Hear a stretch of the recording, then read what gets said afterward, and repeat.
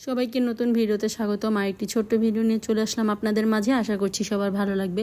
সকাল থেকে আজকে ব্লগটা শুরু করেছি। সকালে প্রথমে আমি ভাজি রান্না করছি, রুটি বানাবো, সেজন্য আলু আর পেঁপে কেটে নিয়েছি।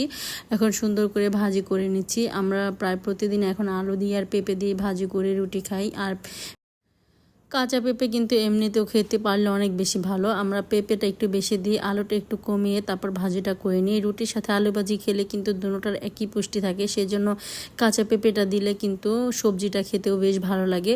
এই তো ভাজির মধ্যে শুধু লবণ, পেঁয়াজ, কাঁচামরিচ দিয়ে সুন্দর করে ভাজিটা করে নেব। আর কোনো মশলা এখানে দেব না।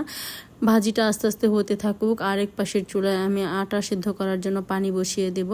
এখন ঢাকনা দিয়ে ভাজিটা ঢেকে দিচ্ছি। আর এই পাশের চুলায় আমি পানি বসিয়ে দিয়েছি রুটি বানানোর জন্য। পানি কিন্তু বলক চলে এসেছে। এখন আটাগুলো দিয়ে তারপরে সেদ্ধ করে নেব। আমি সবসময় এইভাবেই আটা সেদ্ধ করে থাকি। এইভাবে আটা সেদ্ধ করলে রুটি কিন্তু অনেক সুন্দর নরম তুলতুলে হয়। আর রুটিটা যদি থেকেও যায়, রাতের বেলা খেলেও রুটি কিন্তু শক্ত হয় না, নরম থাকে। এইভাবে আমরা প্রতিদিন আটা সেদ্ধ করে থাকি। প্রতিদিন রুটি খাওয়ার মাঝে মধ্যে আবার ভাতও রান্না করি। অনেক দিন কিন্তু এক নাস্তা খেতে আর ভালো লাগে না, মাঝে মধ্যে একটু ঘুরিয়ে ফিরে খাওয়া হয়, এই আর কি।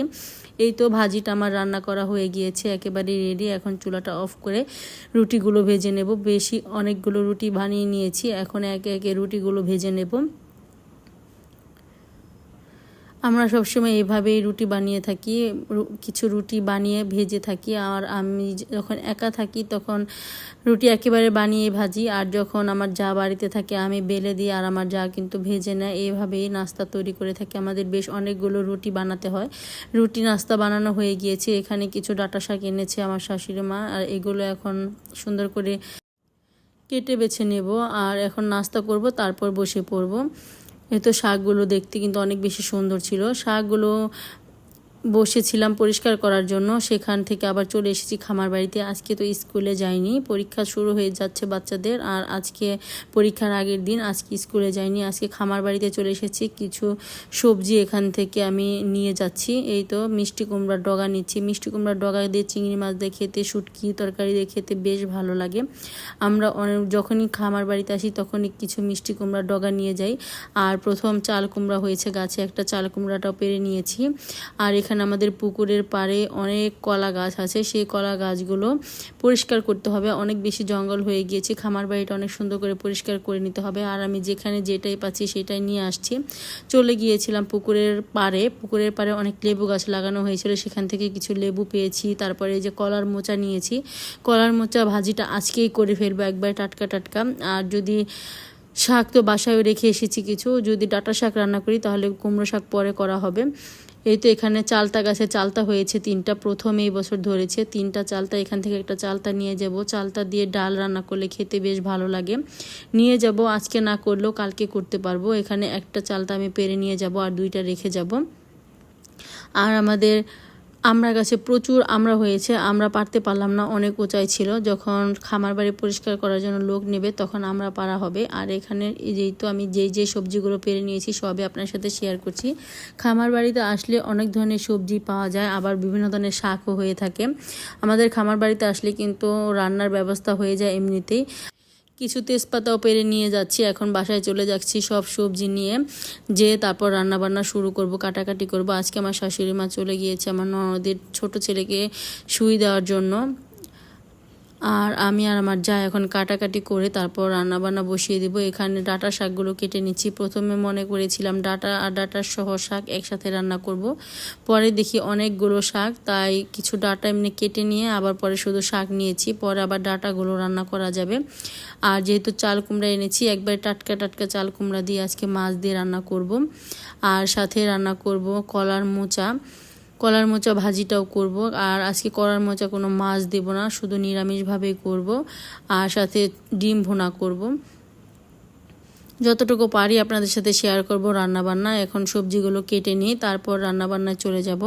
আমার এই ছোট ছোট ভিডিওগুলো যদি আপনাদের কাছে ভালো লাগে অবশ্যই আমার পাশে থাকবেন। যারা আমার ইউটিউব চ্যানেল থেকে দেখছেন অবশ্যই আমার চ্যানেলটা সাবস্ক্রাইব করে দিবেন। আর সাবস্ক্রাইব করা হলে পাশে থাকা ছোট্ট বেল আইকনটি প্রেস করে দিবেন, তাহলে আমি নতুন নতুন ভিডিও ছাড়ার সাথে সাথে আপনাদের কাছে নোটিফিকেশন চলে যাবে, আপনারা আমার ভিডিওটি দেখে নিতে পারবেন। এই তো সব সবজি সামনে এসে রেখেছি। খামার বাড়ি থেকে যা যা রান্না করব সেগুলো কেটে নেব, আর বাদবাকিগুলো ফ্রিজে রেখে দেব। এখন আমি কুমড়াটা সুন্দর করে কেটে নিয়েছি। কুমড়াটা অনেক কচি ছিল কিন্তু ভিতরে একটু নষ্ট হয়ে যাচ্ছিল। যদি আজকে না পারতাম তাহলে আর খাওয়া যেত না। আজকে পেরে রান্না করলাম তাই অল্প একটুই নষ্ট হয়েছিল। এখানে আপনাদের ভাইয়া খামার বাড়িতে রয়ে গিয়েছিল, সে আবার আসার সময় 3টা জাম্বুরা পেরে এনেছে। এখন একটা জাম্বুরা এখন পরিষ্কার করে ছিলে তারপর বাচ্চাদের মাখিয়ে দেব খাওয়ার জন্য, সাথে আমরাও খেয়ে নেব। এই তো জাম্বুরাটা কিন্তু আপনাদের ভাইয়াই পরিষ্কার করে দিয়েছে। এখন আমি কাঁচামরিচ আর লবণ দিয়ে জাম্বুরাটা মাখিয়ে দিয়েছি। সবাই বলছে অনেক ঝাল ঝাল করে জাম্বুরা মাখা খাবে, সেজন্য একটু ঝাল ঝাল করে জাম্বুরাটা মেখে দিলাম। অনেক বেশি ঝাল হয়েছিল, বাচ্চারা কিন্তু অনেক কষ্ট করে জাম্বুরাটা শেষ করেছিল, আমরাও সাথে খেয়েছিলাম। আর জাম্বুরাটা এখনও পুরোপুরিভাবে খাওয়ার জন্য রেডি হয়নি, আর কয়েকদিন গেলে আরও বেশি মজা করে খাওয়া যাবে। এখন একটু কাঁচা কাঁচা ছিল, তাও বাচ্চারা মজা করেই খেয়েছে। জাম্বুরা খাওয়ার পর এরপর রান্নাঘরে চলে এসেছি। এখানে ডাঁটা শাকগুলো নিয়েছি রান্না করার জন্য, ডাঁটা নিয়ে নিই আর কলার মোচাগুলো কেটে নিয়েছি। কলার মোচা দিয়ে আজকে একটা তরকারি রান্না করব, আর চাল কুমড়া দিয়ে রান্না করব মাছ, আর ডিম ভুনা করব। ডিম ভুনাটা আপনাদের সাথে শেয়ার করতে পারিনি, মোবাইলের চার্জ শেষ হয়ে গিয়েছিল। এই তো আমি রান্না বসিয়ে দিয়েছি। এখানে আমি প্রথমে চাল কুমড়াগুলো হলুদ লবণ দিয়ে একটু ভালো করে ভেজে নেব, ভেজে তারপর মাছগুলো ভেজে তরকারি রান্না করব। আমি সবসময় এইভাবেই চাল কুমড়া রান্না করে থাকি। একটু ভেজে নিলে চাল কুমড়ার যে একটা গন্ধ থাকে সেটা আর থাকে না, আর খেতে বেশ ভালো লাগে। আর পটল চাল কুমড়া এগুলো ভেজে না রান্না করলে আমাদের বাড়িতে কেউ পছন্দ করে না, তাই আমি এইভাবে রান্না করি। আপনারা যদি ভাজতে না চান তাহলে এমনিতে নর্মালভাবে কষিয়েও রান্না করতে পারবেন। সবাই আর কি এইভাবে খায় না, আমরা এইভাবে খেতে পছন্দ করি তাই এইভাবেই খাই। এখানে চাল কুমড়াগুলো ভেজে রেখে দিয়েছি, এরপর এখানে আমি মাছগুলো ভেজে নেব। আজকে রুই মাছ নিয়েছি, রুই মাছ দিয়ে চাল কুমড়া দিয়ে রান্না করব। আমাদের বাড়িতে রুই মাছটাই বেশি খাওয়া হয়, তাই চাল কুমড়া দিয়ে বেশিরভাগ সময় রুই মাছ দিয়ে রান্না করে থাকি। খেতে বেশ ভালোই লাগে, খারাপ লাগে না। মাছগুলো এখন লাল লাল করে ভেজে তারপর আমি মাছ দিয়ে সবজি দিয়ে রান্না করব। এখানে এই তো মাছগুলো ভেজে তারপর নামিয়ে নিয়েছি। এখন তরকারি রান্না বসিয়ে দিচ্ছি। পেঁয়াজ কিছু দিয়ে দিলাম, কাঁচামরিচও দিয়ে দেব।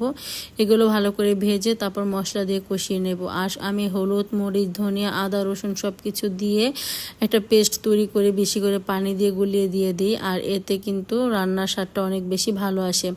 এখন মশলাটা ভালো করে কষিয়ে নেব, তারপর এখানে চাল কুমড়াগুলো দিয়ে দেব। মশলা তো কষিয়ে উপরে তেল উঠে এসেছে, এখন চাল কুমড়াগুলো দিয়ে আরেকটু কষিয়ে তারপর পরিমাণ মতো ঝোলের পানি দেব। আর চাল কুমড়া রান্নাতে ঝোলটা একটু কম দিতে হয়, বেশি সেদ্ধ হয়ে গেলে চাল কুমড়া কিন্তু টক হয়ে যায়, তাই চাল কুমড়া খুব তাড়াতাড়ি রান্না করতে হয়। এই তো কষানো হয়ে গিয়েছে, এখন পরিমাণ মতো ঝোলের পানি দিয়ে দেব। আমি চাল কুমড়া রান্না করার সময় কিন্তু ঝোলের পানি আন্দাজ করতে পারতাম না, এখন আস্তে আস্তে রান্না করতে করতে আন্দাজ হয়ে গিয়েছে। আগে আমি অনেক বেশি পানি দিয়ে দিতাম আর কুমড়ার তরকারি টক হয়ে যেত, তাই আজকে অল্প পরিমাণ পানি দিলাম। বলক চলে আসলে এখানে মাছগুলো দিয়ে কিছুক্ষণ জাল দিয়ে নামিয়ে নেব। মাছগুলো এখন সুন্দর করে মেলে মেলে দিয়ে তারপর ঢাকনা দিয়ে ঢেকে কিছুক্ষণ জাল করব, তাহলে একেবারে রান্নাটা রেডি হয়ে যাবে।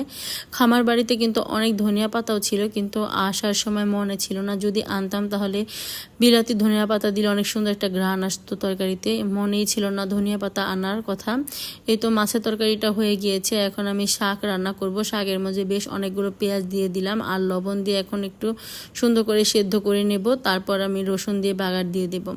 ডাঁটা শাক মাঝে মধ্যে আমরা এইভাবে রান্না করে থাকি, খেতে বেশ ভালোই লাগে।